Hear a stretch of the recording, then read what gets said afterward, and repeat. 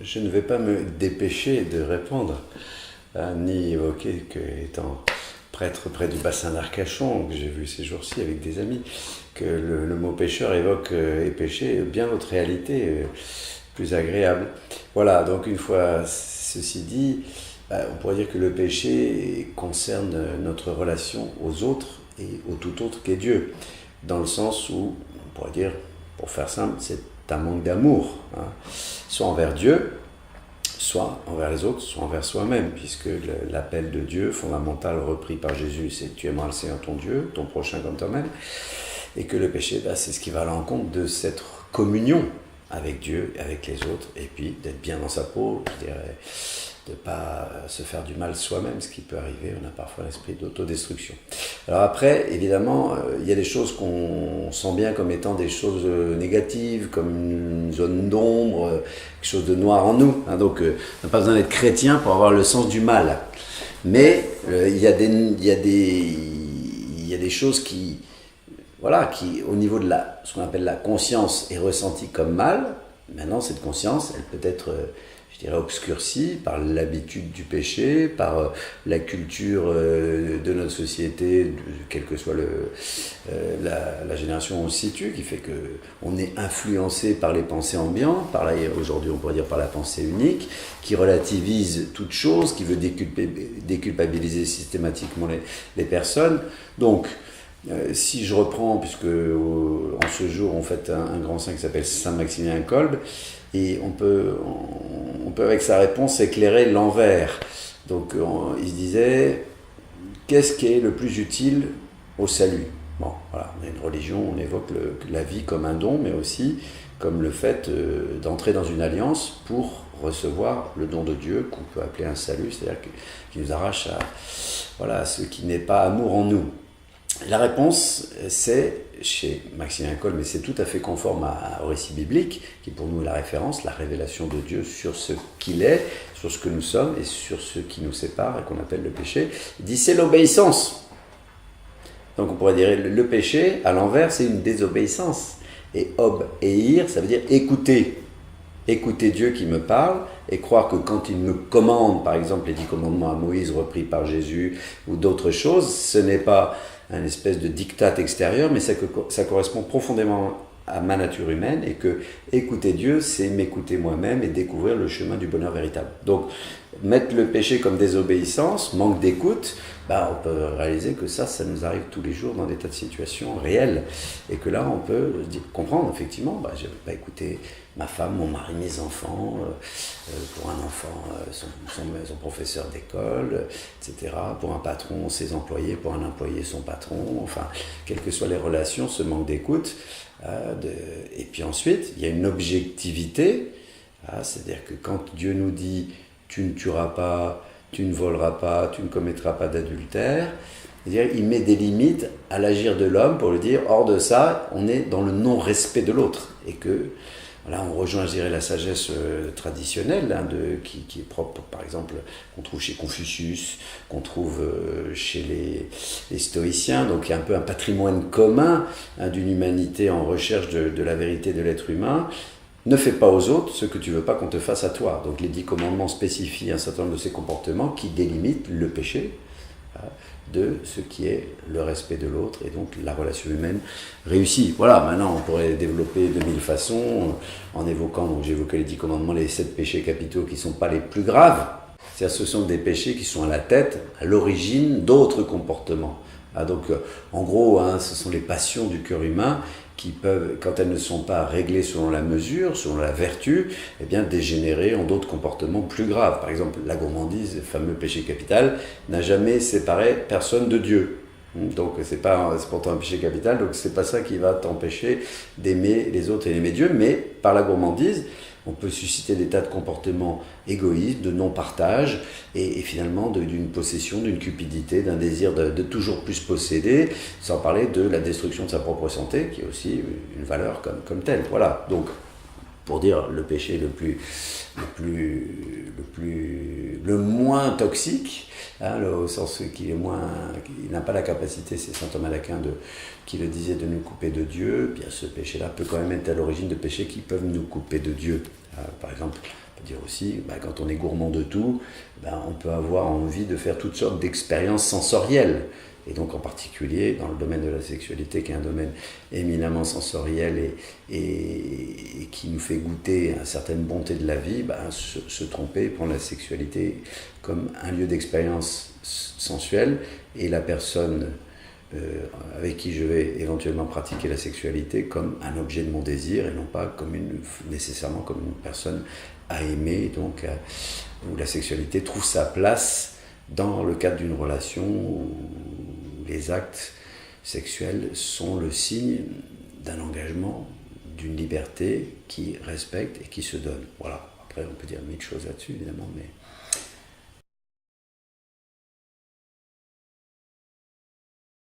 Le péché, c'est une vaste question, comme on dit, mais pour nous, ce qui nous intéresse davantage, plutôt que de le considérer comme une question ou comme une hypothèse, je pense qu'on peut partir de son expérience, et je crois que souvent, le péché, c'est une douleur. C'est quelque chose qui nous blesse, et je pense qu'on pourrait assimiler le péché à quelque chose de l'ordre de la maladie, et de la même façon qu'on n'est pas du tout à l'aise par rapport à la maladie, parce qu'on sent bien que ce n'est pas ce qui nous correspond le plus. Vis-à-vis du péché, je pense qu'on peut avoir la même réaction, parce qu'en définitive, si on s'arrête un peu et puis qu'on s'examine l'intérieur du cœur, on peut pressentir qu'on n'a pas été fabriqué avec ça ou pour ça, et que c'est quelque chose qui vient nous empêcher, sans jeu de mots, d'être pleinement nous-mêmes. Alors concrètement, le péché, il y en a qui disent, voilà, moi je n'ai pas de péché. Toujours plus facile de le voir chez les autres que chez soi, n'est-ce pas? Et déjà, cette petite indice-là devrait nous renseigner sur le fait qu'on est peut-être un peu plus atteint qu'on ne s'imagine, mais à la fois, quand je dis atteint, il ne faudrait pas s'imaginer non plus qu'on est dans une maladie absolument incurable, quelque chose, voilà, on serait dans un déni de réalité totale. C'est quelque chose qui nous blesse, c'est quelque chose qui nous fragilise, c'est quelque chose dont on fait, je crois, assez souvent l'expérience, enfin malheureusement, assez souvent l'expérience, mais ce n'est pas quelque chose qui nous caractérise complètement. Et ça, c'est très important, c'est que, en fait, on parle du péché dans l'Église, eh bien, on aime insister sur la grande différence que le Seigneur Dieu fait toujours entre le péché, qui est un acte mauvais, qui peut avoir été commis, et puis la personne qui commet ce péché, n'est-ce pas? Je pense que la première chose qui est importante de souligner, c'est de dire, on n'est pas identifié totalement et puis complètement avec les actes mauvais qu'on peut poser. C'est vrai qu'on dit, par exemple, dans la prière du Je vous salue Marie, on demande à la Sainte Vierge, s'il te plaît, prie pour nous, pauvres pécheurs. Mais aux yeux de Dieu, avant d'être des pécheurs, on est d'abord des enfants. De la même façon que ça reviendrait à appeler un malade uniquement par le nom de sa maladie, ce qui est excessivement réducteur. Alors, comment est-ce qu'on pourrait aborder le thème du péché? Le thème du péché, puisqu'on a commencé à faire un petit parallèle avec la maladie, ça nous renvoie au mystère de notre propre personne. Est-ce qu'on est uniquement corporel, matériel, ou bien est-ce qu'il y a quelque chose en nous de plus invisible, mais de très concret, qui peut être malade?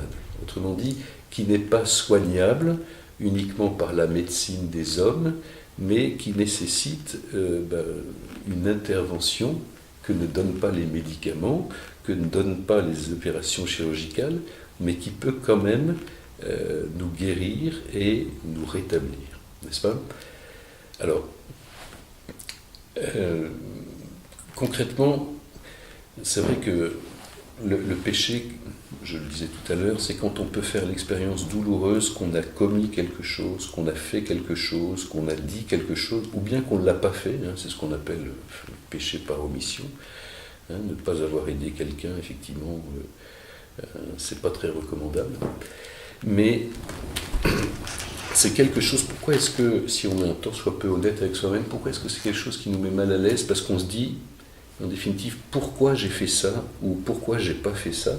Et puis, on a en nous, il surgit un peu la question en nous de se dire, mais comment j'aurais pu faire autrement, et puis pourquoi j'ai fait quelque chose qu'en définitive je ne voulais pas faire, n'est-ce pas? Et on se rend compte que c'est une expérience de, comment dirais-je, de contradiction, mais qui est à l'intérieur de nous-mêmes, hein, où on est amené à faire des choses que, voilà, on regrette, parce qu'on se dit, mais là, j'étais pas vraiment moi-même, ou j'étais pas au summum de moi-même. Et on découvre que c'est quelque chose qui vient à l'intérieur de nous, et qui relève davantage d'une inclination, je ne sais pas si le terme se comprend bien, mais on sent qu'il y a une fragilité en nous qui est en œuvre de temps en temps, mais parfois on a l'impression que c'est plus fort que nous, n'est-ce pas? On s'emporte, ou ceci, ou cela, bon, et après on se dit pourquoi j'ai fait ça, voilà. Et on se rend compte qu'il y a quelque chose qui est un petit peu blessé ou dérangé à l'intérieur de nous. Alors, si on voulait prendre une image, on a commencé à faire une comparaison avec la maladie. On pourrait faire aussi une comparaison avec les ordinateurs. Alors, c'est pas très heureux, hein, toute comparaison vaut ce qu'elle vaut, parce que évidemment, on est tous sur des machines. Hein, mais on peut avoir l'impression, voilà, on achète un ordinateur, on utilise un ordinateur, et puis il y a des choses qui fonctionnent pas ou plus très bien. Mais il y a d'autres choses qui fonctionnent bien. Vous voyez, quand un ordinateur a bugué, il peut se trouver que certains fichiers ont été altérés ou détériorés. Bon. Mais il y a d'autres fonctions que l'ordinateur peut continuer à faire bien. Voilà. Donc on sent qu'il y a quelque chose qui s'est passé. On peut pressentir qu'il n'est pas sorti des usines dans cet état-là. Autrement, ça veut dire que le commerçant, le fabricant, serait un arnaqueur, un escroc. Bon. Mais quelque chose s'est produit. Et tout marche plus très bien, mais ça marche quand même encore un peu. Bon. Alors, c'est vraiment une petite comparaison, mais je crois qu'avec notre cœur, on peut faire cette expérience-là. On voit bien qu'il y a des choses qu'on peut faire et qu'on les fait bien, d'autres dont on avait pensé qu'on les ferait très bien, puis on voit qu'en fait, on ne sait pas trop bien les faire. Aimer, par exemple, ça nous fascine, mais à la fois, on est quand même on touche ses limites très vite. Et puis d'autres choses qui nous sont quand même un peu difficiles et qui demandent de l'effort, qui demandent du travail, qui demandent de la volonté, et qui ne sont pas, comme on dit, évidentes. C'est vrai, je fais juste un petit parallèle, par exemple. Sans doute a-t-on déjà entendu dire, que ce soit dans l'église, ou au catéchisme, ou peut-être ailleurs, voilà, Dieu est Père, Dieu nous aime, il veut notre bien, bon, voilà, c'est quelque chose qu'on peut avoir intégré, mais concrètement, ça, c'est pas évident. Enfin, je veux dire, c'est pas, si c'était évident, on vivrait d'une autre façon. C'est quelque chose qui nous demande, j'allais dire, un travail un peu plus grand. Et là, on voit qu'en nous, il y a des choses qui ont dû être touchées ou détériorées. Bon. Alors, ça ne veut pas dire qu'il faut tout jeter, mais ça veut dire qu'il faut reconnaître qu'il y a en nous quelque chose qui marche quand même moins bien. Et on peut pressentir, on peut deviner qu'il n'en a pas toujours été ainsi. N'est-ce pas ? C'est-à-dire, parce que ça, c'est un peu le paradoxe de notre cœur d'homme, c'est qu'il y a une espèce de nostalgie en nous d'un état différent de ce qu'on est aujourd'hui, qui nous fait rêver d'être meilleur que nous sommes, mais sans qu'on sache trop bien comment le devenir, n'est-ce pas? Alors ça, c'est un peu étonnant, et par rapport à la tradition de l'Église, ça réfère à ce qu'on appelle un grand mot, on parle du péché originel, n'est-ce pas? Le péché des origines, même si il est important de préciser que à l'origine de toute chose, dans la foi, ce qui est originel, infiniment, absolument, ce n'est pas le péché, c'est l'amour. Au commencement de toute chose, il y a eu l'amour, l'amour de Dieu qui a créé l'homme, qui a fait le monde et ses créatures, voilà. Et on peut pressentir qu'on ne voit pas très bien comment ce Dieu, amour d'une infinie bonté, se serait amusé à faire sortir de ses mains et de son cœur un produit un peu abîmé. Et dans la foi, on peut reconnaître qu'il y a eu un bug qui s'est passé, ce bug qu'on appelle précisément le péché originel, qui est venu altérer quelque chose dans l'homme en général. Alors c'est vrai que souvent on se dit, mais les origines, c'est très joli, mais moi j'y étais pas, quoi. Concrètement, moi je suis pas quand même responsable de ce qu'ont fait les autres. Alors c'est vrai que c'est assez mystérieux, parce que c'est le péché originel qui a été dans la foi le péché personnel d'un homme, celui que la tradition des Écritures appelle Adam et Ève. Pour nous, c'est pas un acte, c'est un état. On peut découvrir ou pressentir que tel que nous sommes maintenant, c'est pas certainement exactement de cette façon que nous avons été créés. hein, qu'il y a quelque chose qui a été abîmé, un virus qui s'est propagé, qui nous a un petit peu détérioré, mais qui ne nous a pas anéantis. Parce qu'on a gardé, par exemple, en nous, eh bien, cette fascination et cette nostalgie d'un état, comme je disais, différent de celui qu'on est. Mais on voit qu'on a une propension, on a une facilité un peu trop grande, et qu'on peut d'ailleurs encore plus accélérer, si on s'adonne joyeusement au péché, à commettre des choses qui ne sont...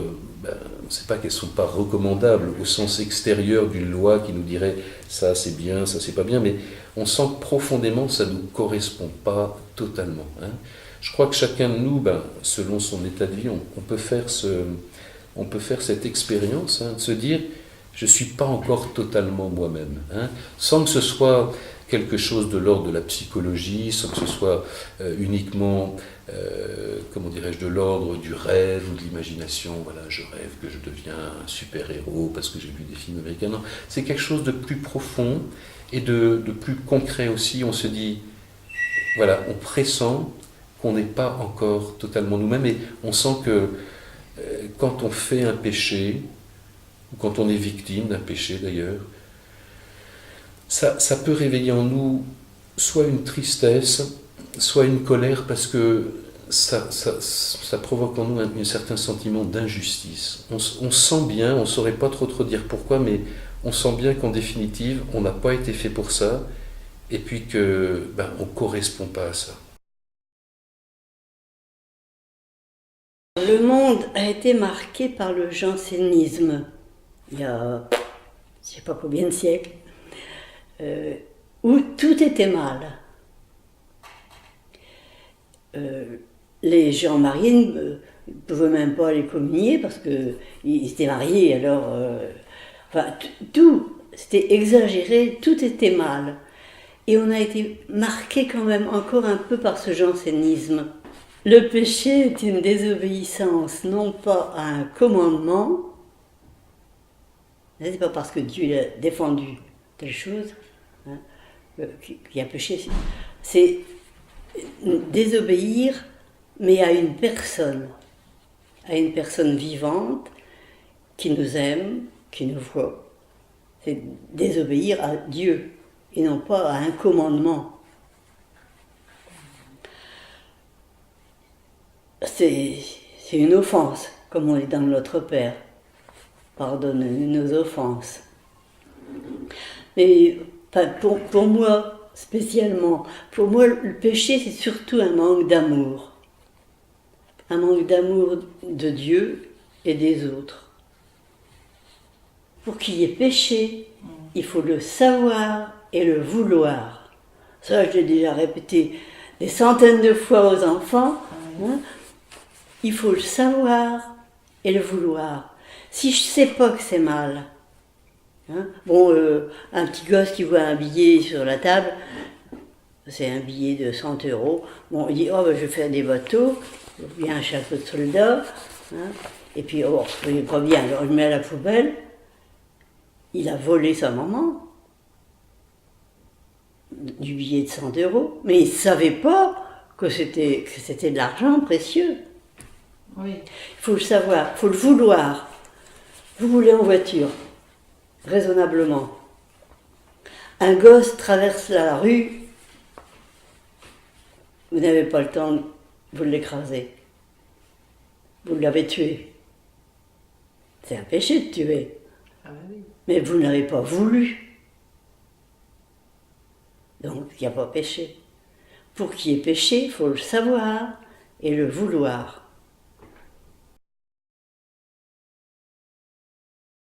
Alors, à la différence du bien et du mal,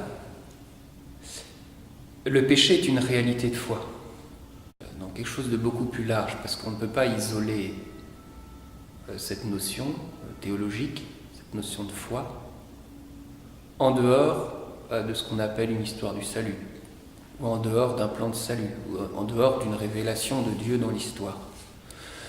Parce que Dieu vient d'abord faire alliance avec l'homme, parce que Dieu vient d'abord parler avec l'homme et veut nouer une relation avec l'homme, que l'homme a la liberté de répondre à cette relation. Soit il y répond, auquel cas c'est un acte bon, soit il refuse d'y répondre, et si vous voulez, on pourrait appeler ça un péché. Et c'est parce qu'on est d'abord inscrit dans une relation d'alliance avec Dieu, parce que d'abord il y a une miséricorde, il y a un don de Dieu, et ce don de Dieu est premier, qu'il y a ensuite un péché. Ce n'est pas une entité abstraite, isolée, en dehors de toute réalité de foi. Et parce que Dieu veut nouer une relation avec l'homme, il va nous envoyer son Fils pour nous sauver de ce péché. Est-ce que la réalité que nous vivons est satisfaisante? Est-ce que la réalité que nous avons nous satisfait? Moi, je pense pas. Non, je pense pas.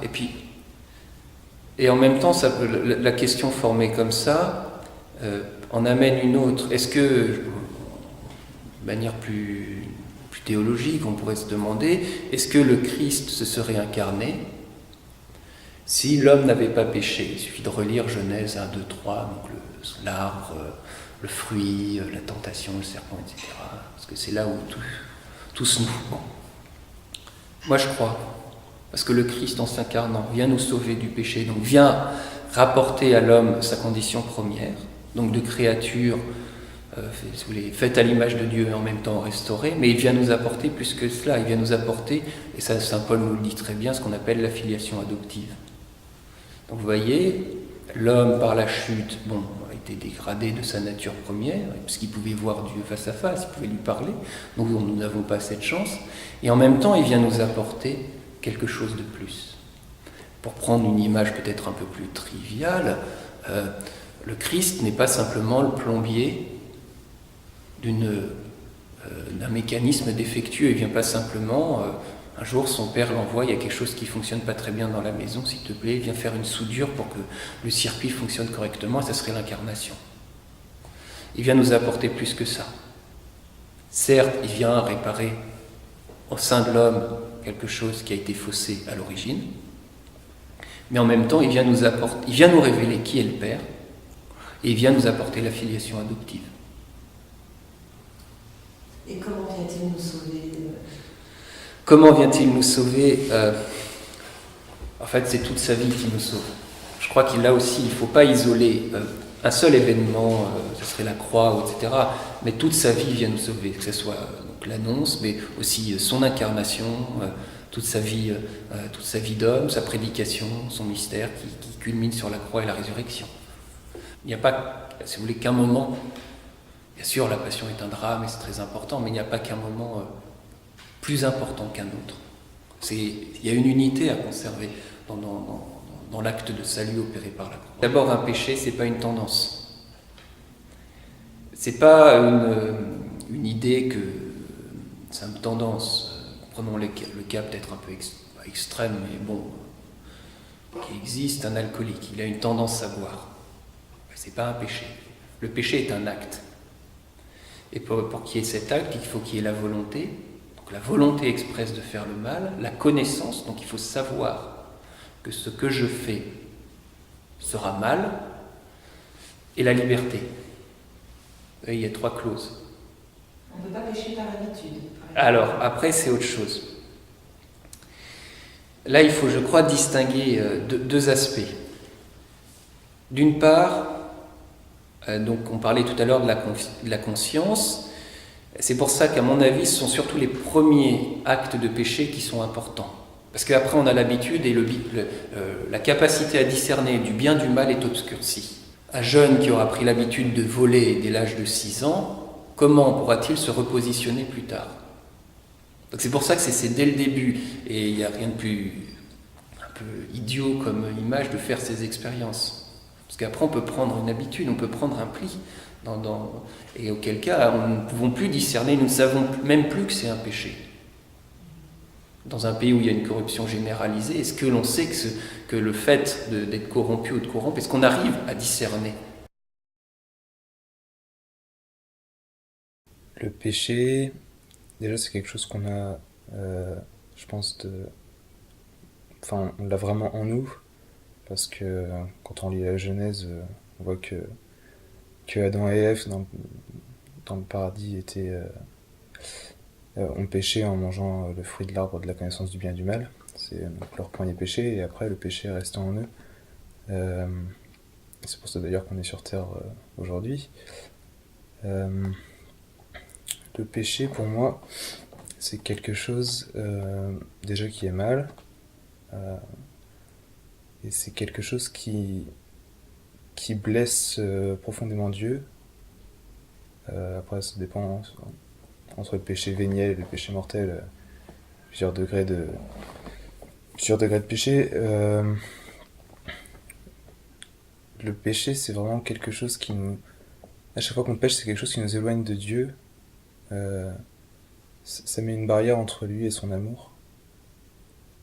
Moi, je définirais plutôt le péché comme ça, ouais, comme une barrière entre... à chaque fois qu'on pêche, on met une barrière entre Dieu et soi, et c'est quelque chose qui blesse Dieu, et en même temps qui est pas bon pour nous en tant qu'homme. Le péché, pour moi, c'est un état de séparation de l'homme avec son créateur, avec Dieu. Premier péché, c'est le péché des origines, où Dieu avait donné à Adam la charge de garder la loi, c'est-à-dire de ne pas toucher à l'arbre de la connaissance du bien et du mal. Il s'est laissé tenter par sa femme, il n'a pas été gardien de la loi que Dieu lui avait donnée, et le péché est advenu à ce moment-là. Et à partir de ce moment-là, ils ont été en séparation. Je crois vraiment que le péché, c'est un état de séparation entre l'homme et Dieu, de l'homme avec Dieu. Et qu'est-ce qui nous pousse à pécher? Et ben c'est justement cette blessure qu'on a depuis les origines. Moi j'appelle ça vraiment une tache en nous qui nous empêche d'aller vers le bien. Et en tant que catholique, il y a le pouvoir des ténèbres, il y a Satan qui existe. Et je trouve moi ça me fait un peu peur aujourd'hui parce que on parle du bien, on parle de Dieu, c'est super, mais même dans notre religion catholique, mais Satan existe et on ne croit pas à Satan. Et Satan existe vraiment, et le pouvoir des ténèbres existe vraiment, et l'homme est tenté par ce pouvoir des ténèbres qui a qu'une envie, c'est d'amener les hommes à lui et de les détourner de leur finalité et du bien et de ce pourquoi ils sont faits. Et donc, qu'est-ce qui nous amène à pécher? C'est parfois la tentation et du pouvoir des ténèbres de nous détourner de ce qui est bon. Et donc, moi je qualifierais le péché de... moi personnellement je pêche, et je pense que tout homme pêche, quand en conscience, il sait qu'il va faire quelque chose de mal et qui va le détourner de ce pourquoi il est fait et du bien, et donc il pose un acte qui, en conscience, il est conscient que ça va le détourner de Dieu et de ce pourquoi il est fait. Après, je pense que on peut faire des choses mauvaises en n'étant pas conscient. Est-ce que c'est un péché? Je pense que c'est... Là, il y a un peu à différencier. Je pense que c'est une faute et qui est en fait un peu la conséquence de notre tâche originelle et de la conséquence du péché originel en nous. On est sali, et malgré la grâce du baptême, la grâce des confessions, on gardera toujours cette trace originelle du mal. Et donc là, je pense que c'est plutôt les conséquences de la faute, mais je pense qu'un péché, c'est vraiment quelque chose posé en conscience, qui nous détourne du bien. Voilà. Pour moi, le péché, c'est quelque chose qui prend différentes formes, déjà. C'est pour moi une faute commise par l'homme, mais en ayant conscience de cette faute. C'est une action qui a pour but, en général, soit un intérêt personnel ou un intérêt général, mais qui va à l'encontre du bonheur des autres, mais en ayant conscience. c'est réellement une action que j'ai envie de qualifier de mauvaise. Quelque chose réellement de méchant. Pour moi, c'est ça un péché. Péché, c'est pas aussi contre soi-même. Ça peut très bien être une action qu'on a en tête et qu'on va faire alors qu'on sait très bien ce qu'il y a derrière. Alors, ce qu'on appelle péché, c'est d'abord la prise de conscience que l'on vit dedans. Ah, que l'on vit dedans. On vit dedans. C'est-à-dire que l'homme n'est pas parfait. L'homme a besoin de sanctification par sa foi. C'est très important. Les protestants ont beaucoup travaillé sur ce thème-là et les catholiques ont beaucoup à apprendre à revenir sur ce sens-là. Nous vivons, nous baignons dedans. Nous baignons dedans. Le fait de dire que ce qu'on a longtemps appelé, ce qu'on appelle encore le péché d'origine, le péché originel, veut simplement nous dire une chose, c'est que cette transmission qui se fait par la naissance ou par les parents, dans la foi, c'est simplement pour nous dire, eh bien, de toute façon, l'humanité n'étant pas parfaite, elle est toujours en retrait par rapport à Dieu. Elle est séparée de Dieu, et pour la rejoindre, il faut un certain temps. Il faut du temps pour se purifier, il faut du temps pour se sanctifier. Bon. Donc, il faut comprendre... moi, je comprends d'abord le sens du péché là. C'est-à-dire avoir conscience que, dans la foi en Dieu, eh bien, chaque instant de ma vie, bon, je baigne dedans, mais c'est pas parce que je baigne dedans que je vais, moi, m'y fixer, que je vais, moi, le commettre, ou commettre des actes qui se révèlent être des péchés. Je voudrais distinguer la conscience d'être pécheur, comme vous dites, des actes successifs que l'on commet. Je voudrais bien distinguer ces deux points. Parce que quand on commet une faute envers quelqu'un, ou bien quand consciemment on dit non à une chose alors qu'il faudrait la faire, ou bien on sait que ce qu'on va faire, c'est pas bon, mais on y va quand même. Quelqu'un qui fait ça, et dans la foi, on parle dans la foi, il se dit, bon, c'est vrai, bon, là je l'ai fait, et dans ma foi, j'ai nui à l'amour de Dieu. Parce qu'il ne peut pas... La foi et l'amour de Dieu, ça va avec ça. C'est comme ça que dans la science et dans la conscience du péché, on se rend compte que l'on est pécheur et on se rend compte de l'acte que l'on vient de faire, etc. À partir du moment où on se dit, bon ben voilà, je l'ai fait, je vais retourner à Dieu. Je me suis éloigné de lui, je vais retourner à Dieu, soit par la prière, soit par le sacrement. Bon, qu'est-ce qui se passe? Il se passe que nous sommes toujours pécheurs,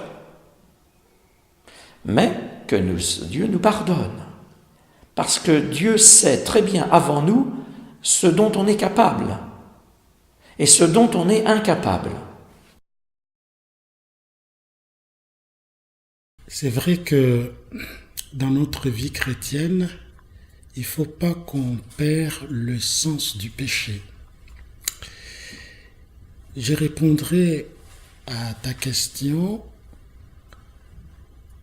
en regardant le mystère pascal, puisque c'est la Pâque qui nous éclaire sur le sens du péché. À la veillée pascale, on commence la veillée pascale par ces chants de joie qu'on appelle l'exultet pascal. Et ces chants de joie étaient composés par saint Ambroise. Et il y a un verset dans ces chants pascals, dans ces chants d'Annos pascal, qui est dit « Heureuse faute qui nous a valu un tel rédempteur ». C'est-à-dire que pour bien comprendre le péché, il faut regarder, méditer, réfléchir sur le mystère pascal. Alors le cœur de ces mystères pascals, c'est-à-dire qu'on célèbre la mort et la résurrection de notre Seigneur. Donc en un mot, pour faire simple, pour bien comprendre le sens du péché, il faut regarder le Christ. Alors le Christ est venu, il est venu pour nous sauver. Alors pour nous sauver de quoi? Pour nous sauver premièrement du péché. Tout à l'heure on disait, bienheureuse faute qui nous a valu un tel rédempteur. Il fallait le Christ, qui est le rédempteur du monde, qui vienne dans notre monde, car Dieu aime le monde, pour nous délivrer du péché. Alors le Christ nous a sauvés du péché, le Christ nous a sauvés de la mort, qui est la conséquence du péché, et le Christ nous a sauvés de l'ennemi, du mal. Alors comme on réfléchit sur le péché, quand on regarde dans la Bible, comment est-ce que la Bible définit le péché? Quand on regarde dans la première épître de Saint Jean nous dit que le péché, c'est une opposition. Opposition avec Dieu, opposition avec moi-même et opposition avec les autres. Entre-temps, ces péchés qui est une opposition, c'est aussi une réalité que chacun de nous fait l'expérience. Puisque toujours dans la lumière pascale, on sait que nous tous, on est des pécheurs aimés. C'est-à-dire, on est des pécheurs pardonnés. Et voilà pourquoi, quand on parle du péché, il faut aller plus loin, puisque dans la lumière pascale, on sait que les derniers mots du péché, ce n'est pas la mort, mais les derniers mots du péché, c'est le pardon. Puisque c'est pardon qui nous a été obtenu par la croix avec l'unique sacrifice du Christ qui sauve le monde, c'est ces derniers mots que Dieu nous offre pour nos péchés. Mais c'est vrai que donc on est de pécheurs aimés, mais entre-temps il faut en prendre conscience qu'on est pécheurs. Et en disant ça, on n'est pas aliéné.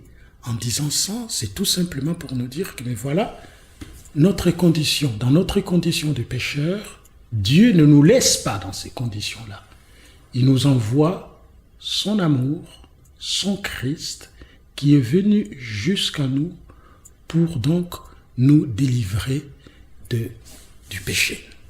Alors, pour nous délivrer du péché, c'est vrai qu'il faut prendre conscience qu'on est tous pécheurs. D'ailleurs, c'est ce qu'il nous disait le pape Paul VI, il nous disait que le mal de ce monde, c'est qu'on a perdu l'essence du péché. C'est-à-dire que notre conscience n'est pas assez éclairée pour discerner ce qui est bien et ce qui est mal. Et voilà encore ce que Dieu nous dit dans la parole de Dieu, dans le livre d'Isaïe.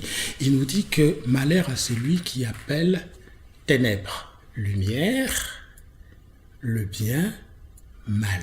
Donc il faut un discernement au niveau de notre conscience. Il faut que notre conscience soit éclairée par le Saint-Esprit pour qu'on arrive à discerner où est le péché, quel acte, quand on le fait, ça nous mène au péché, ou quel acte, quand on le fait, ça nous mène au bonheur. Et alors donc du coup, une fois qu'on ait cet éclairage de la conscience pour savoir où est le péché, et une fois qu'on reconnaît et qu'on est pécheur, et alors maintenant, il faut passer au pardon. C'est-à-dire, le pardon de Dieu nous est toujours donné dans son Église, par le ministère du prêtre. Et on sait bien que quand on vient à Jésus pour lui demander nos pardons, et ça se passe vraiment comme ça s'est passé avec ce qui nous est dit dans l'évangile de Saint Jean chez la femme adultère. Vous connaissez bien l'histoire, comment est-ce que cette femme a été surprise en train de commettre l'adultère, et quelle est la sanction qui a été donnée en ces genres de femmes qui ont été prises par ces genres de péchés. Et ce qui est bien, c'est la face-à-face de Jésus avec cette femme. D'ailleurs, l'Évangile nous dit que cette femme avait la tête baissée. Et alors, l'Évangile nous dit aussi que Jésus, avant de répondre à cette femme face à ses accusateurs, Jésus, il écrivait. Alors, qu'est-ce que Jésus a dit, premièrement, à ses accusateurs? Il a dit quelque chose de capital, puisque ce que Jésus a dit aux accusateurs de la femme, c'était en fait pour le faire rejoindre à l'intérieur d'eux-mêmes. Alors c'était quoi? C'était tout simplement, si il y a parmi vous quelqu'un qui n'a pas commis le péché, qu'il soit le premier à jeter la pierre à cette femme. Et alors là, comme cette parole allait au plus profond de leur cœur, des cœurs des accusateurs, et on nous dit que personne n'a lancé la pierre à cette femme, en commençant par le plus grand. Et alors, après, Jésus se retrouve face à la femme. Et qu'est-ce que Jésus dit à la femme? Personne t'a condamné. Et là, la femme s'est redressée pour regarder Jésus. Vous voyez, Jésus, il s'est comme abaissé son regard pour rejoindre la femme au niveau de son péché, c'est ce que Jésus fait. Il vient jusqu'à nous pour nous rejoindre dans notre petitesse, dans notre bassesse, pour nous élever. Et alors quand il a commencé à parler à la femme, il lui a dit, personne ne t'a condamné. Et la femme a dit la vérité, elle a dit, non, personne ne m'a condamné. Et Jésus lui dit, moi non plus. Alors pour nous dire que face à nos péchés, même si ça nous oppose à Dieu, même si ça nous oppose à nous-mêmes, même si ça nous oppose aux autres, mais Jésus ne nous condamne pas. Alors, comme il ne nous condamne pas, qu'est-ce qu'il nous donne? Il nous donne son amour pardonné. C'est-à-dire, il passe par-dessus de ce que nous avons fait comme mal pour envelopper cette mal de son amour qui est plus fort que nos péchés. Puisque Dieu, il fait bien la différence entre le péché et le pécheur. C'est-à-dire, face au pécheur, il donne sa miséricorde. You saw me crying in the chapel. The tears I shed were tears of joy. I know the meaning of contentment. Now I'm happy with the Lord.